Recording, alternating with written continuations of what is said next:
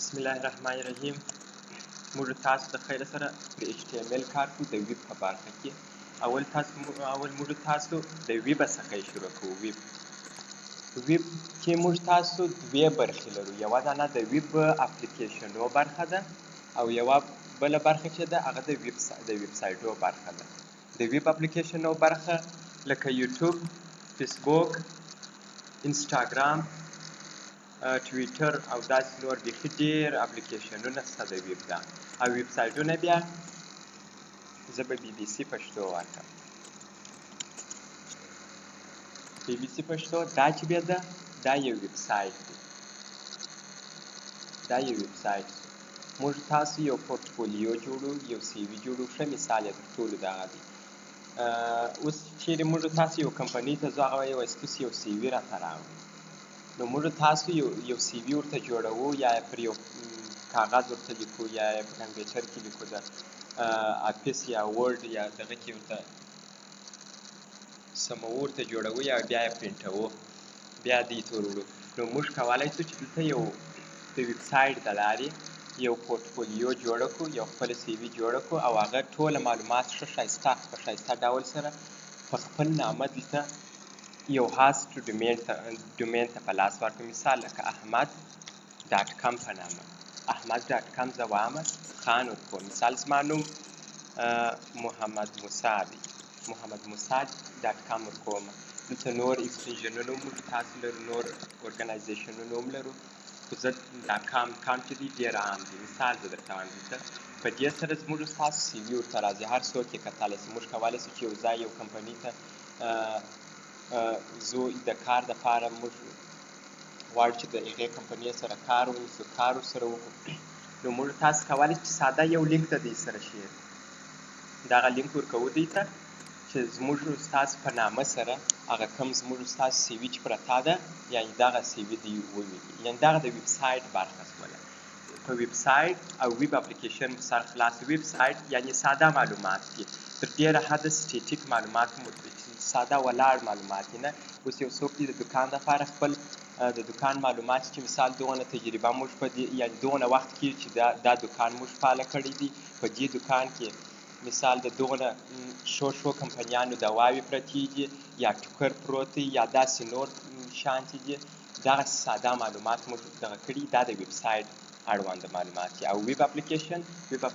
چې داسې مثال لکه دا یوټیوب دی، په دې کې موږ تاسو خپل پوسټونه کولی شو، په دې کې خپل چینلونه جوړولی شو، هغه بیا بل څوک کتلی شي، بل څوک یو آیډیا پر ورکولی شي، یعنې کمنټونه ورکولی شي. فیسبوک دغسې دی، انسټاګرام دغسې دی، ټویټر دغسې ده، نور داسې ډېر شیان شته چې هغه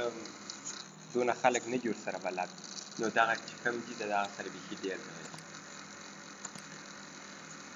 HTML وایي. HTML شروع کې موږ تاسو د ویب ډیولپمنټ کې HTML برخه چې ده هغه د سکیچ د نقشې رقم د HTML د شروع څخه موږ تاسو وایو. داسې دی لکه مثال د انسان کې هډوکي، په انسان کې چې هډوکي دي، یعنې د هغه څخه وروسته بیا پوست دي، عضلات دي، هغه بیا د CSS برخه ده، موږ آینده کې ورته راځو. د هغه وروسته بیا موږ تاسو حرکات وایو، ده چې حرکت یو انسان حرکت لري، هغه بیا د جاوا سکرپټ برخه ده. یعنې داسې بیا نور مخته ځو چې بیا نور چې دا سره پوه سو، آینده کې بیا نور مهم شیان شته چې هغه باید نور موږ سره تعقیب کړو، ورسره ووایو. په هغه سره بیا موږ کولی شو چې تکمیل پوره ویب سایټونه جوړ کړو. دغه درې چې ما مشخص کړله، ذکر مې کړله، په دغو سره موږ تاسو دغه ساده کار کولی شو چې مثال یو ډیزاین برابرولی شو، یو فرونټ برخه، دغه ډیزاین دې ته فرونټ وایي، فرونټ اینډ خوا وایي. دغه درو ټکنالوژیانو سره موږ تاسو د فرونټ برخه کول کولی شو. په ویب سایټ او ویب اپلیکیشن سر خلاص و انشاءالله. HTML لکه موږ چې یاد کړه د سټرکچر دپاره استعمالیږي، او موږ HTML د سټرکچر دپاره استعمالوو. په 1993 کې جوړه سوې ده، د دغه ټیم برنرز لي د خوا څخه جوړه سوې ده. زه به د عکس راولم، کومه دې ښه نږدې عکس ده.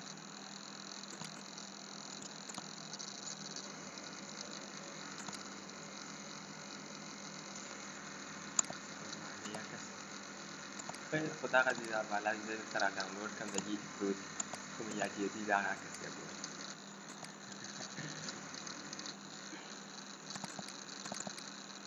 دلته بیا زه کښېږدم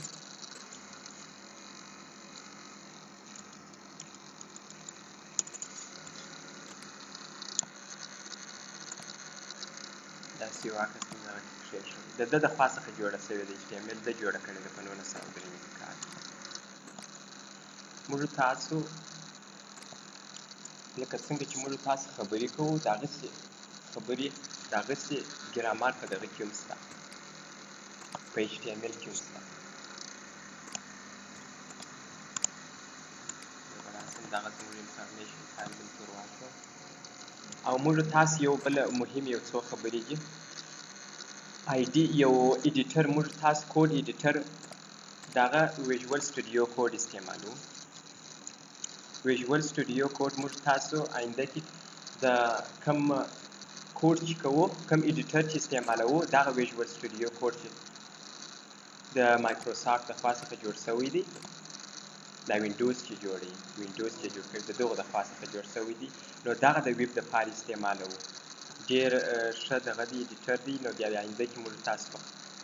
خواص پوهېږو چې څنګه خاصیتونه لري نو راځم د خیره سره موږ تاسو چې عمومي په ویب کې کار کوو یو فایل غواړم زه پکې کې راخلاص کړم په کروم کې ویب عموما چې موږ تاسو یې رن کوو او کوم آوټپوټ موږ تاسو ته په لاس راکوي هغه په دغه براوزرو کې دی موږ ته په لاس راکوي زه ګوګل کروم استعمالوم دا ګوګل کروم د دې دپاره موږ کولی شو چې هر رقم براوزر استعمال کړو دغه مایکروسافټ ایج ده دا هم یو براوزر ده اوپیرا که مو اورېدلې دا هم یو براوزر ده فایرفاکس دی بیخي ډېرې دي خو مشهوره اوس په نړۍ کې تقریبا ډېره دغه ګوګل کروم استعمالیږي نو زه راځم اوپن ویت کوډ په دغه که چیرې موږ تاسو د خیره سره دغه ویژوال سټوډیو کوډ انسټال کړو بیا راځو په دغه فولډر کې چې کوم فولډر کې چې موږ تاسو ولاړ یو په هغه کې راسته کلیک کوو اوپن ویت کوډ وو کله چې دا راخلاص کړم په دغه کوډ سره موږ تاسو هغه زموږ ستاسو ټوله د فولډر فایلونه د دې راته ښکاره کوي وعلیکم السلام زه راځم دلته موږ تاسو څنګه یو فایل جوړ کړو او څنګه په هغه کې کوډ وکړو او څنګه هغه راته ښکاره شي زه راځم په دغه ځای کې په دې فولډر کې زه یو فایل جوړوم راځم راسته کلیک کوم دغه نیو چې فولډر و هغه فایلونه جوړیږي راځم دلته ټکسټ ډاکومنټ زه راځم HTML ورکوم باید موږ تاسو HTML دلته نوم دی د فایل د هغه وروسته ډاټ دی او بیا HTML دی دغه ډاټ څخه رسته خوا چې ده دا اکسټنژنو برخه ده اکسټنژنو خوا ده یعنې کورنیانې دي که چیرې دا وګورو دا بیا د TXT ده که چیرې زه راسم عکس وګورم عکس بیا JPG ده PNG دي بیخي نو ډېر اکسټنژنونه لري ډېرې کورنیانې لري نه زه راځم دغه TXT ده اوس که زه چې راسم دغه HTML ته مو چینج کړئ زه پر ده کلیک کوم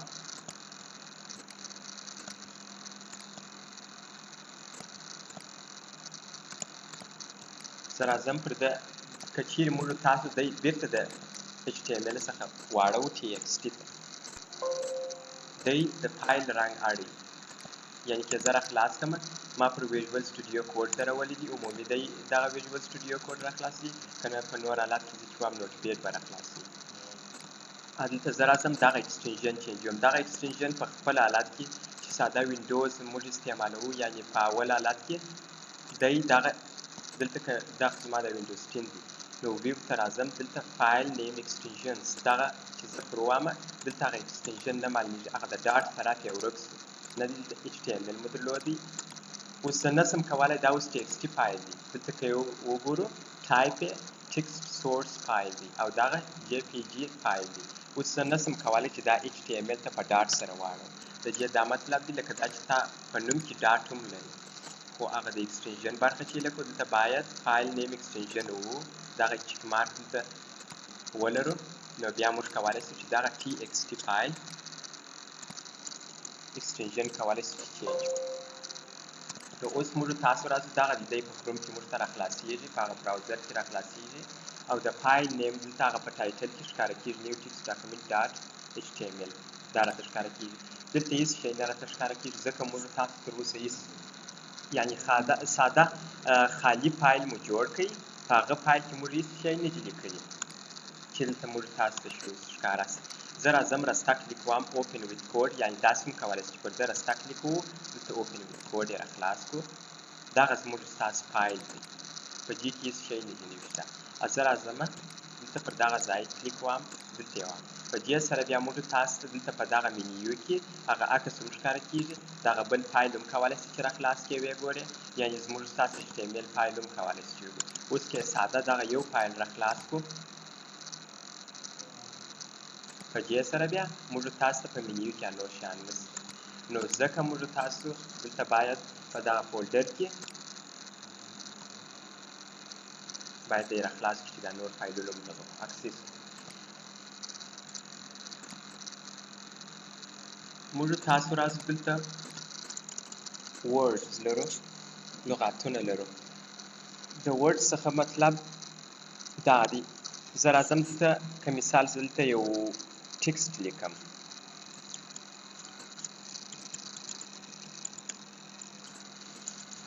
زه راځم دلته فایل راخلاصوم اوس زه غواړم د دغه ټکسټ آوټپوټ زه په براوزر کې وښوم یعنې راته ښکاره شي. زه راځم دلته فایل که چیرې موږ تاسو خط ولیکو دلته وګورئ دلته ډاټ دی د دې څخه دا مطلب دی چې تا فایل کې تغییر راوستي خو ثبت کړي دې نه دي. زه HTML ورکوم هغه L ورکوم زه یې نور کنټرول S ثبتوم یې په کنټرول S سره هم ثبتېږي که دلته فایل ته راسئ دلته سیو دغه هم پر یعنې پر هغه فایل دی ثبت ورکوي. زه کنټرول S وهم هغه ډاټ ورکېږي د دې څخه دا مطلب دی چې دا فایل ثبت شو. زه راځم دلته دا نیو ټکسټ ډاکومنټ فایل راخلاصوم په دې سره ویلکم ټو HTML موږ تاسو ته ښکاره کېږي. اوس زه راځم دا L ایسته کومه خطونه کوچني داسې غږ ما کوي چې رانږدې کوو یې او دلته به راسم دا به هم رانږدې کړم ویلکم ټو HTML یعنې موږ تاسو دلته HTML هغه کوم ټکسټ چې و راته ښکاره شو خو په دا رقم سره موږ تاسو وعلیکم السلام په دا رقم سره موږ تاسو په HTML کې کار نه کوو د خیره سره زموږ ستاسو خپل قانون دی خپل اوس چې موږ تاسو خبرې کوو یعنې خو سمې منظم روانې اوس که یو بل چاته وایي چې ته ونیسه په دا پښتو ژبه کې خبرې وکړه چې نه یې زده یا داسې وکړو مثال د یوې جملې د سر توري پای ته یوسو د پای توري یې سر ته راوړو بله کم سرچپه یې واړو خو بیخي به جلا خبرې ځینې کوو یو نوې ژبه ځینې جوړ نو په دې HTML کې موږ تاسو خپل لغاتونه لرو د هغو لغاتو باید موږ هغه لغاتونه منظم کښېږدو چې پر ګرامر هم برابر شي. زه راځم دلته موږ تاسو خپل لغاتونه لرو بیا یې پر ګرامر سره برابر وو چې سم یو ښه سم آوټپوټ یو سمه جمله هغه زموږ د توقع مطابق کار راته وشي. زه راځم دلته یو بټن جوړوم چې دا یو ټیګ دی دغه حالت ته یعنې زموږ ستاسو سنټاکس یعنې صحیح طریقه چې ده زموږ ګرامر داسې دی. زه راځم دلته یو بټن جوړوم عموما چې موږ تاسو یو ټیګ به زه جوړ کړم بیا به د خیر سره خبرې پر وکړو. زه راځم یو بټن جوړوم بټن دلته سټارټ ټیګ اول جوړیږي د بټن بیا ان ټیګ جوړیږي ان ټیګ په دا رقم سره جوړیږي یعنې دا لیس دین دی بیا د ټیګ نیم دی بیا ګریټر دین لیکو چې دا یې سټارټ ټیګ شو دې ته سټارټ ټیګ وایي. دغه کوم سمبولونه چې دي یعنې دغه بیا خاصې معناوې لري دلته په HTML کې د دې نومان شته دلته چې لیس دین دی ګریټر دین دی ایکسکلیمیشن مارک دی راځو پر دغو شیانو خبرې کوو. دغه سټارټ ټیګ شو او دلته راځو ان ټیګ هم لیکو چې دلته بیا لیس دین لیکو فارورډ سلش دی دا بټن دی یعنې د ټیګ نیم دی بیا ګریټر دین دی دلته په دغه مابینځ کې دغه چې دی دغه کومه ډیټا چې ده دا موږ تاسو ته نه ښکاره کېږي دلته. اوس که چیرې راسو هغه ساده ټکسټ چې مو ولیکئ دلته په براوزر کې راته ښکاره کېږي زه دی ریفریشوم باید فایل ثبت کو او بیا دلته آوټپوټ موږ تاسو ته دستي نه راځي، بیا باید دغه فایل ریفریش کړو، دلته براوزر ریفریش کړو چې دی د سره څخه فایل دغه کړي ریډ کړي. زه راځم دلته خو په دغه فایل کې نه دی، دا موږ تاسو په دغه فایل کې اخته یو، په دغه فایل کې. زه راځم بیا اوپن ویت کوډ ته، درس کې به یوازې دغه فایل خلاص کړم.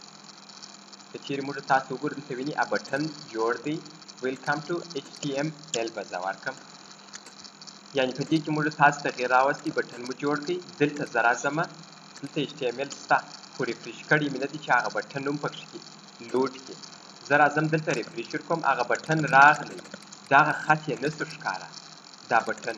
دا لیس دین ګریټر دین، دا فارورډ سلاش، دا بټن دا نسوه ښکاره. یعنې موږ تاسو عموما په دې مو سر خلاصیږي، باید سر په خلاص کړو، یعنې ځان په پوه کړو چې سټارټ ټیګ او end ټیګ دا نه راته ښکاره کېږي. موږ تاسو ته هغه ښکاره کېږي چې هغه کوم ځای دی، هغه د سټارټ ټیګ او end ټیګ،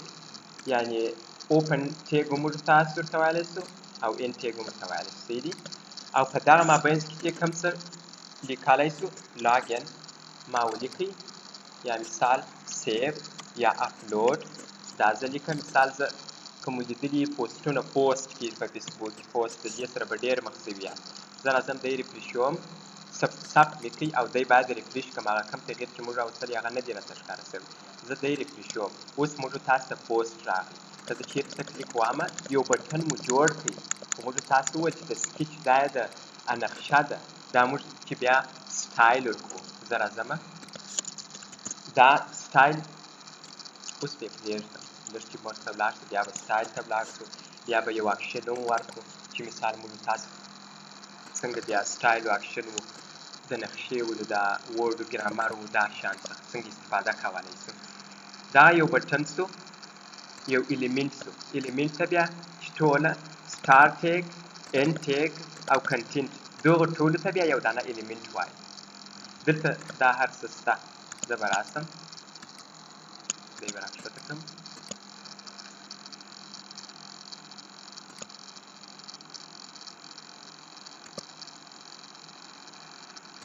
اوپن ټیګ دی چې هغه بټن هغه سټارټ ټیګ دی. صحیح دی؟ یو ټیګ سو، اوپن ټیګ یې هغه برخه ده، یعنې دغه برخه ته یې اوپن ټیګ وایي. کلوز یا end ټیګ هغه یې بیا دغه برخه ده. نه لکه موږ تاسو یو جمله شروع کړو ډاټ پکښې د پاتې پای، دا یې end ټیګ. صحیح؟ او موږ تاسو ته چې دلته ښکاره کېږي په براوزر کې هغه کنټینټ دی.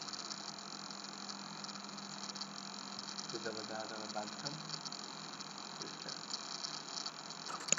دلته موږ تاسو چې کوم څه دلته په آوټپوټ کې ښکاره کېږي هغه پوسټ دی، یعنې پوسټ دې ځای ته بیا کنټینټ وایي. راځو سیلف کلوز ټیګو ته. سیلف کلوز ټیګ بیا کوم ټیګونه دي چې end ونه لري، end ټیګ ونه لري، په دغه ځای کې دی کلوز شوی، یعنې ځای پر ځای کلوز شوی. زه راځم دلته یو بټن مې جوړ کړئ، یو دانه بل بټن جوړوم، یعنې دوی دواړه څنګ پر څنګ راله. زه غواړم دوی دواړه یعنې دغه پوسټ او دغه ډیلیټ بټن سره جلا سي، یعنې مات سي، یو لاین په دغه ځای کې یو داسې چې دوی دوه مات سي، یعنې سره جلا سي. دغه ډیلیټ غواړم لاندې یې راتاکم. د دې لپاره موږ تاسو BR لرو، یعنې زه دلته لیس دین وهم، BR وهم او ګریټر دین وهم. صحیح؟ زه دی ثبتوم او دلته یې ریفریشوم. کله چې دی ریفریش کړي دی لاین بریک کوي. د دغه BR معنا زموږ مطلب دی د BR څخه، یعنې بریک لاین. او راځم یو دا سیلف کلوز دی، یعنې څنګه سو end ټیګ یې ونه درلودی، یوازې سټارټ ټیګ دی، دې ته سیلف کلوز وایي. چې د دې لپاره موږ دغسې هم کولی شو چې دغه یې ښه طریقه ده، اوس عمومي دغه طریقه استعمالیږي. د مخه دغه کېدل چې مثال ځای پر ځای به دلته دی چې سو کلوز سو end. صحیح؟ از دلته راځم یوه دانه بل دانه چې د HR هوریزنټل لاین معنا لري، دا هم سیلف کلوز دی. زه راځم دلته یو ریفریش وهم، یو لاین یې کش کړي، معلومېږي. بل به راسو پر اټریبیوټو پر خواصو بې کار وکړو.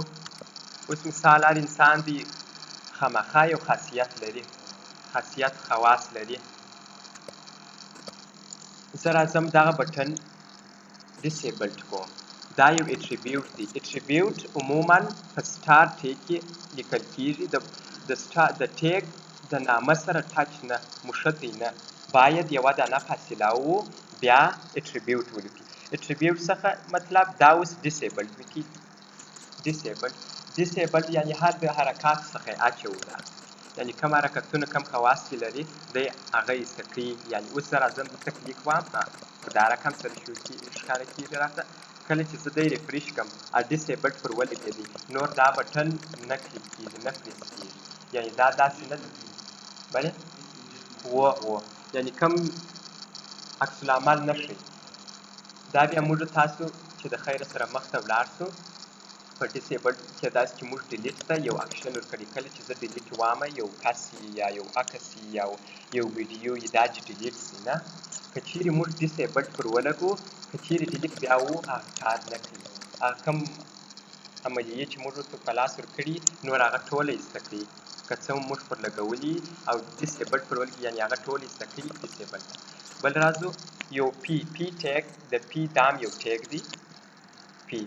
چې هم سټار ټیګ لري هم ان ټیګ لري. دا د پاراګراف معنا لري. پی د پاراګراف معنا لري. پاراګرافونه خو نو لکه مثال زه یو جمله لیکم دا یو پاراګراف تقریبا دوی په لاس راته راکړي. دا یو لوریم دا یو ایکسټنشن دی چې خپله ویژوال سټوډیو کوډ دغه ویژوال سټوډیو کوډ یې په خپل ځان کې لري. هر څو لغاته چې موږ وغواړو دی یې راته جوړوي. نه زه ورته وایم 10 لغاته راته جوړ کړه. کله چې انټر کړمه دغه لغاتونه هېڅ معنا نه لري خو داسې معلومیږي لکه یو سمه دمه جمله داسې خوند یې داسې. زه راځم دا ریفریش وم. که چیرې موږ دلته کلیک وو او انټر ومو دا هم د ریفریش معنا لري لکه دلته چې ریفریش وو. دا دوی دواړه یو رقم. دا یو پاراګراف موږ جوړ کړي. زه غواړم دغه پاراګراف ته یو اټریبیوټ ورکړم، یو خاصیت ورکړم چې ټایټل نومیږي. ټایټل داسې دغه دې ته ټول ټیپ وایي. زه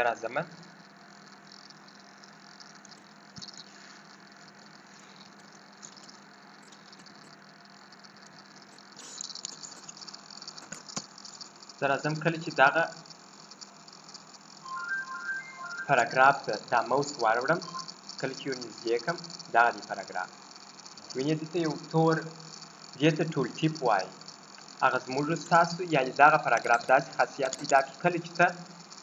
موس واړوې ته دی تا ته هغه میسج ښکاره کوي.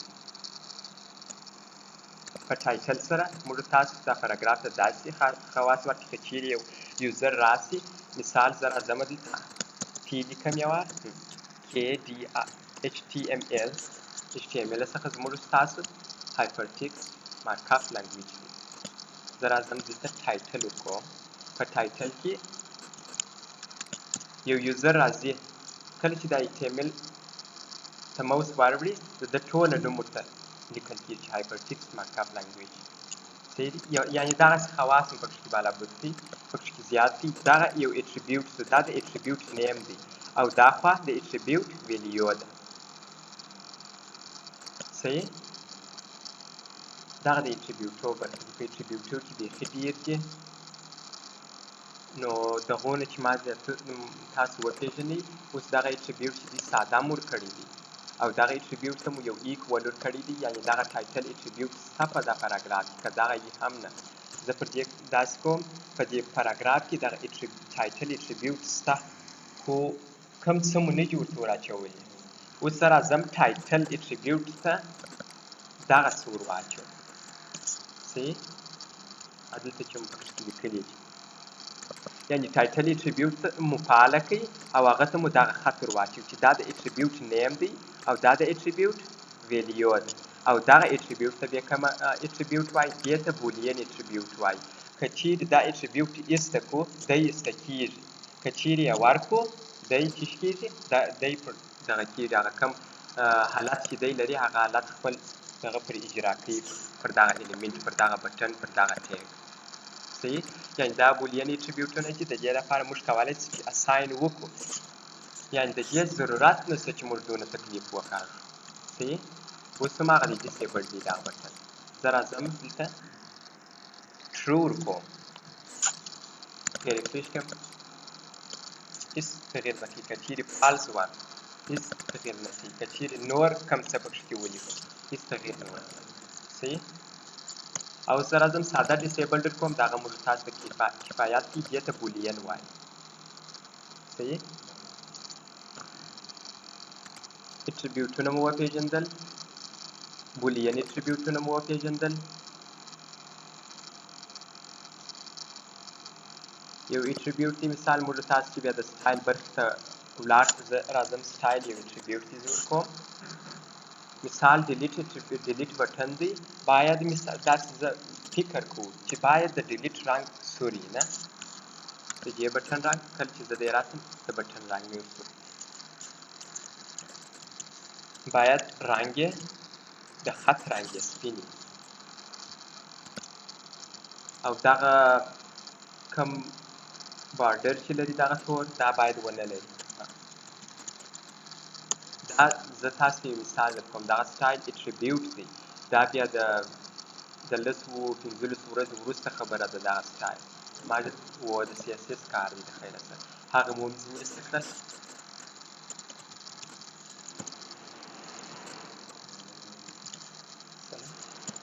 او پیجینګ هم ورکړم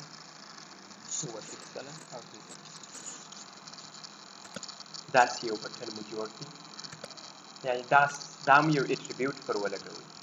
د سټایل اټریبیوټ او دغه خوا چې په دغه ډبل کوټیشنو کې راځي په دغه ډبل کوټیشنو کې دې ته ویډیو وایي دې ته اټریبیوټ نیم وایي او دغه ایکول دی د ایکول رسکې خواته د اټریبیوټ ویډیو وایي او د دغه ایکول چپې خواته د اټریبیوټ نیم وایي صحیح دغه ایکول بیا دا کار کړی دی چې مثال دغه اټریبیوټ فعال کړي کله چې زه دغه ایکول ایسته کړم نور دغه دواړه فالتو دي کله چې ایکول ورکړم یعنې موږ داسې دغه کړی دي چې دې بټن ته مو ویلي دي چې ته باید د سټایل برخه پر ځان اپلای کړې چې موږ دغه کوډ تا ته کوم څه یعنې کوم ټکسټ لیکلی دی دغه باید ته دغه سټایل ته ور واچوې که مو صحیح خط لیکلی وو یعنې سټایل یې پېژنې خپله چې دغه څه معنا لري او اوس که زه چیرې راسمه دغه ریډ زه یو ناقص شی ورته ولیکم بیکګراوند به داسې نو خو نه یې پېژنې نو یعنې دا خو چې داسې کړي دي د سټایل په برخه کې ما یو صحیح کوډ ورته کړی دی چې سټایل یې پېژني چې دا بیکګراوند کلر دی او ریډ دی دغه د اټریبیوټ کار دی نور به مخته نه ځو بیخي ډېرې خبرې مو پر وکړلې دغه سیمي کالن خو زه دغه درته وایم د خیره سره چې دغه کار بیا د 10 ورځو 2 ورځو وروسته کار دی دلته ما مازې یو مثال ورکړ که سیمي کالن راله په هر وخت کې په HTML کې هغه زه درته وایم چې سیمي کالن دلته د چی شي لپاره استعمالیږي او سیمي کالن بیخي د پروګرامینګ په برخه کې بیخي ډېر غټ کار کوي بیخي ډېر غټ کار کوي یعنې بیخي ډېر غټ کار کوي اوس زه راځم دغه وایټ کلر نه دی که چیرې زه دغه ریډ د مخه څخه ایسته کړم اوس خو ما ورته کلر چې وینې دغه سور انډرلاین یې پیدا کړي یعنې د دغه سیمي کالن چې موږ دلته د دغه ریډ څخه ایسته کړي د دې دغه خواته چې کوم کوډ موږ تاسو کړي دي هغه ټوله ناقص دي زه راځم دلته ریفریش کړم داسې یو رقم دی اوس که زه چیرې دلته داسې یو سیمي کالن ورکړم نور بېرته دغه کار شروع کړي سیمي کالن ډېر مهم دی خو دغه په اوس حالت کې موږ تاسو ګر سره کې هېروو ما زما مثال ده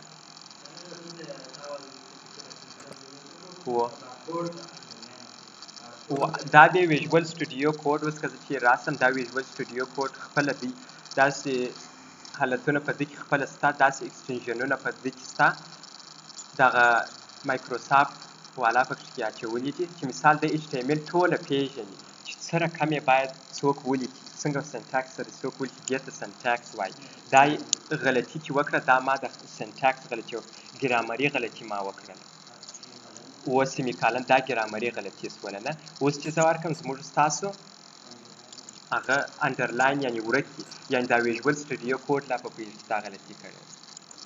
یعنې دغه ما په دغه انتخاب کړی دا ویژوال سټوډیو کوډ چې دی زموږ ستاسو سره ډېر کومک کوي نه زما په ناکامي کې سیمي کالن راڅخه پاتې شوی دی نه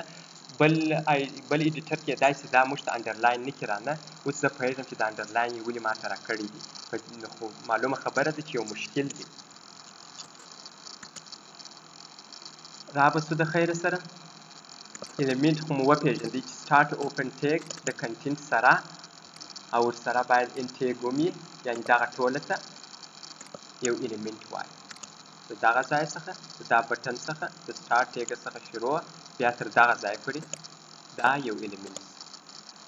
nested element ته empty element هم ورته وایي دغه ته یو empty element هم وایي صحیح دا self closed دی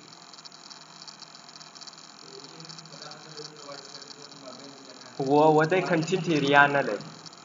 صحیح nested element ته به راسو زه دغه پاراګراف لرم دلته یو پاراګراف لرم دغه مهم چې نه دغه ټیګونه اوس یو بټن دی دا یو ټیګ دی سبا د خیر تاسو راسئ زه غواړم هم دلته یو بټن جوړ کړم تاسو بیا ماته راوایاست چې اول لیست دی بیا دغه دی بټن یعنې د ټیګ نیم راته وایاست بیا زه درته وایم چې بټن مو چیرې جوړ کړي بیا زه پوښتنه درڅخه کوم زه نه غواړم چې دغه بټن یو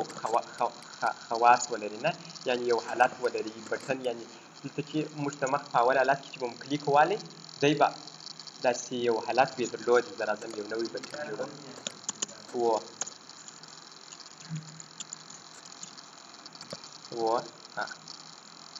وینې داسې یو حالت لري زه نه غواړم چې داسې دغه خواص ولري تاسو به راته وایئ چې په دې باندې موږ ډیسیبلډ اټریبیوټ لګوو نه داسې زه ساده پوښتنې درڅخه کومه نو اوس مو په سر کې ساده درسونه دي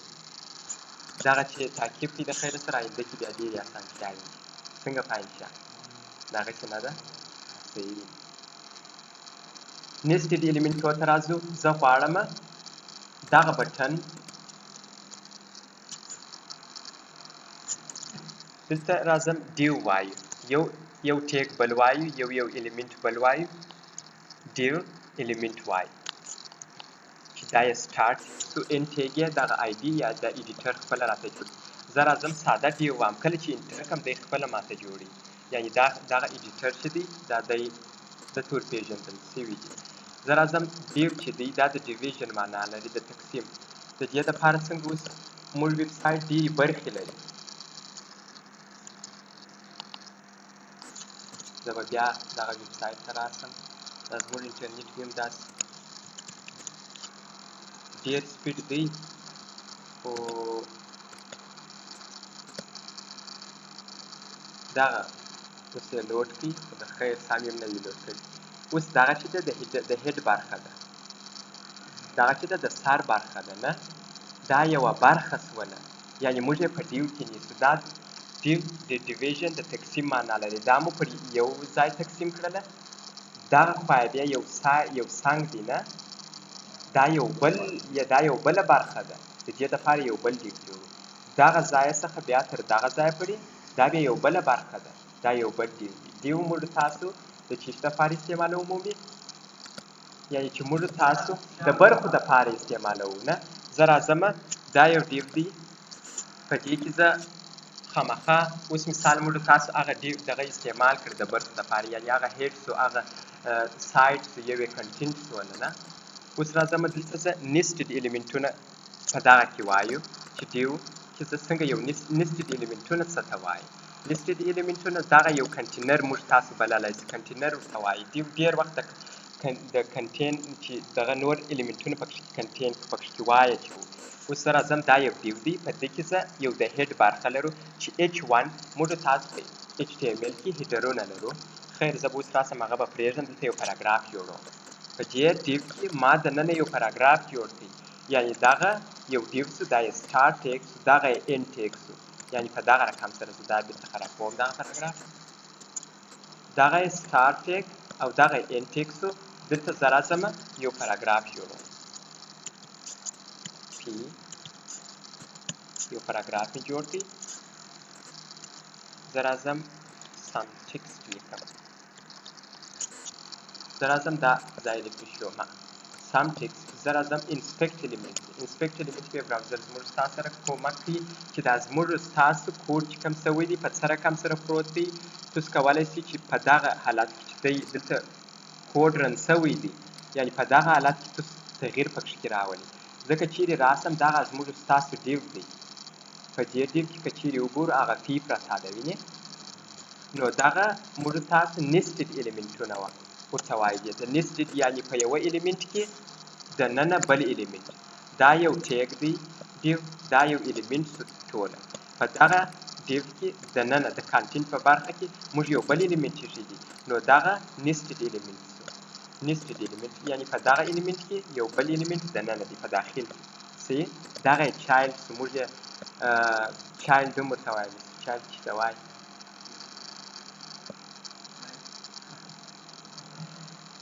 د مثال والدین د والدینو څخه راځي یا مور یا پلار د اولادیې څخه راځي نه نو دا چایلډ ایلیمنټ شو دا نېسټډ ایلیمنټ شول دغه دغه شول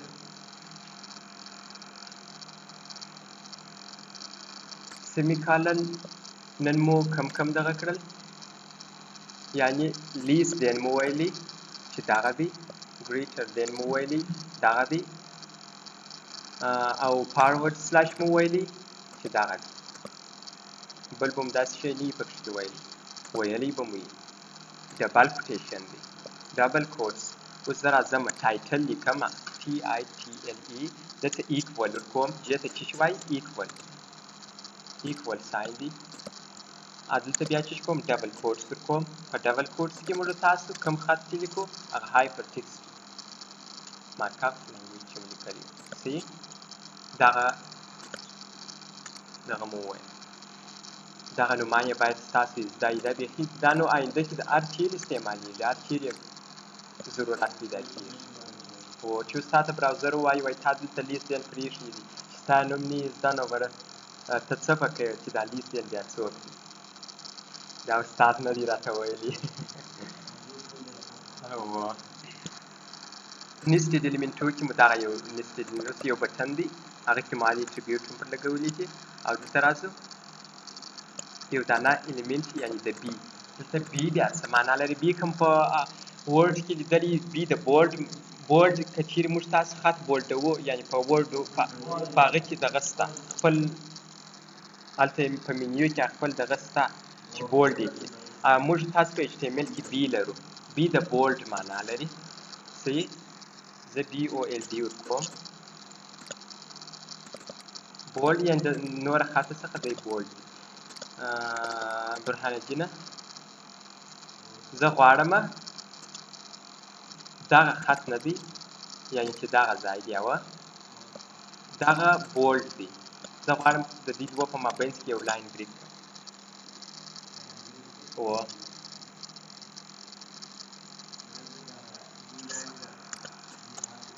BR ساده BR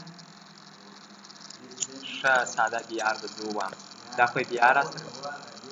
ښه لیست نګریټ نو زموږ ستاسو دغه سینټکس مشکل دی نو زموږ ستاسو نه ګرامري غلطي شوله دا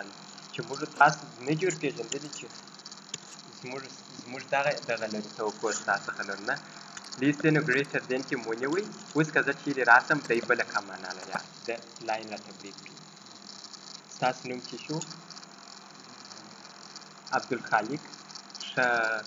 عبدالخالق خانه زه غواړم دلته یو دغسې لاین کاش کړم نه د دغه بولډ او د دغه ویلکم ټو HTML په مابینځ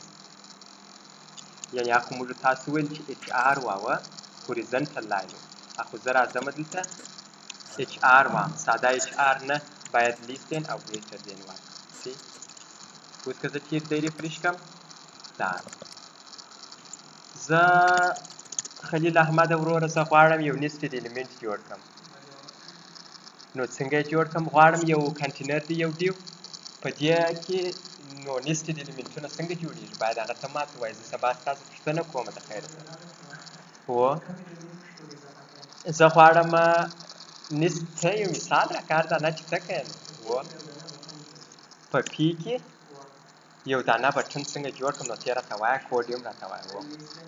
لیسټن ساین پی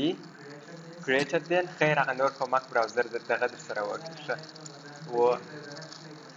کوچنک بټن به جوړ کړو نو څنګه یې جوړ کړم لیسټن خو BUTTON بټن مې ولیکئ ګریټر دین هغه نور دا راته ولیکئ نو په بټن کې دا یې سیف کور جوادان ونیستم دا ما دې زده کېږي نو دغه سیف شو زموږ استاد سیو یې راته وښوی. نو خلیل احمد یو بل نظر که دې راکړئ، دغه خط چې موږ دلته لیکلی دی دا به صحیح دا نه دی صحیح اوه په دې خاطر چې موږ تاسو په یو ټیک کې نه دی نیولی دا اوه دا هم په یو ټیک کې نه دی نیولی، نو باید عموما چې یو خط یي باید داسې خط نشته چې یو ټیک ونه لري نه. اوس راځو د هیډرانو برخه ته راځو. دغه خرابومه نو هغه خط ښه رابسم په یو پاراګراف کې دې ونیسو. دا ما په یو پاراګراف کې یعنې که موږ تاسو داسې پاراګراف ولیکو داسې په دې کې خط ولیکو هېڅ مشکل نشته اوه خو دغسې کې دې ولیکو لږ سم معلومیږي اوه خو دغسې دې لیکو. زه راځم پاراګراف دغه خط مې په پاراګراف کې ولیکي صحیح دغه یې قانوني لاره شوه. موږ تاسې زه بیا یو ویبسایټ در ښومه اوس په کار وکړي که نه چې تاسو ټوله خپل کوډ پکښې کتلی شئ چې آیا دا اوس موږ سم کوډ کړی دی پر HTML سم دی که غلط دی. بیا آینده کې اوس مثال موږ د سټایل برخې ته ولاړ شو. سټایل هر څه پر لګی دی بله کم کار کوي یعنې څوک ډېر خسته کوي نو هغه چې داسې د HTML د دغه کار څخه مو غلط کار کړی دی نه د HTML د طریقې څخه د قانون څخه اوښتي هغه د W3 یعنې کوم ځای کې د HTML دغه کېږي کوم ځای کې چې کار پر کېږي هغو خپله ورته جوړ کړی وي یو داسې شی. د هیډرانو برخې ته راځو. موږ تاسو په وړ کې به مو لیدلي چې وایم ما خو وړ نه دی زده خیر زه بیا راولم.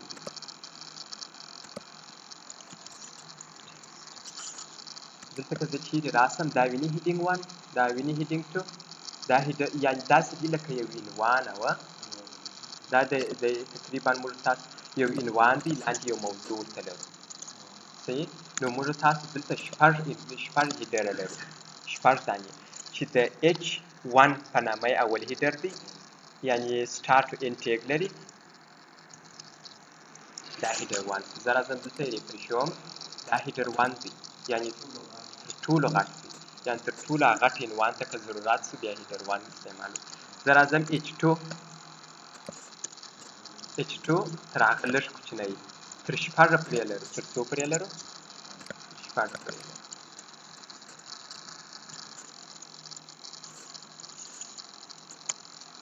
شپږ خو اوس که یې راسو وګورو H1 2 3 4 5 6 تر شپږو پرې لرو. اوس که زه وایم راسم صحیح دی چې تر شپږو پرې سته زه اووم ورکوم اوه اووه که چیرې ورکړو دا داسې معنا لري نو دی بیا اووه بیا تر څو غټ دی تر څلور H4 غټ دی او راځم دا بل یو پاراګراف وکړم یعنې په ساده